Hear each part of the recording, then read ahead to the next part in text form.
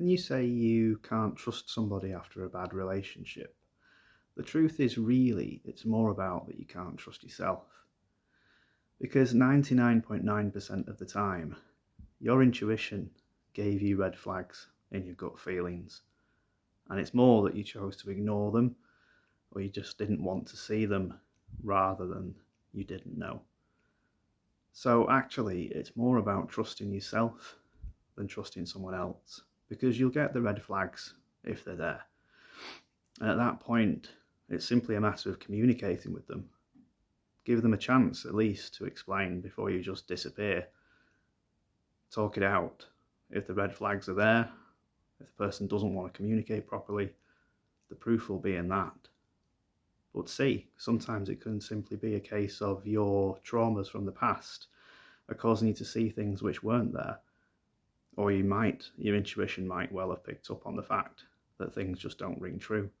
The greatest liars and cheats, they all slip up at some point. Nobody can keep up that facade all the time. It'll come out and your intuition will tell you. So trust it. Start trusting yourself before you think about, oh, I can't trust other people, and go from there. And speaking about bad relationships and bad experiences and the people that say, oh, well, I'm not doing that again. I'm not going to get close to anybody else again. Why would you let that person that's hurt you, that's done something to you in some way which has left you some trauma, why would you give them that control over you? Why would you allow them to still have that control over you, that you won't enter into anything with anybody else? Yeah, sure, it takes time. I'm not saying just jump into things, because that's something that we shouldn't do. We should never just jump into another relationship, because that shows that we're not healed in ourselves and we're looking for happiness elsewhere. So you need to heal in yourself first.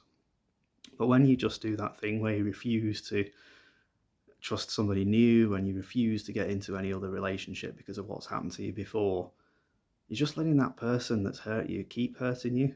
The person that's controlled you keep having control over you, because that's them that's stopping that from happening. Or it's you stopping it from happening, but it's through them.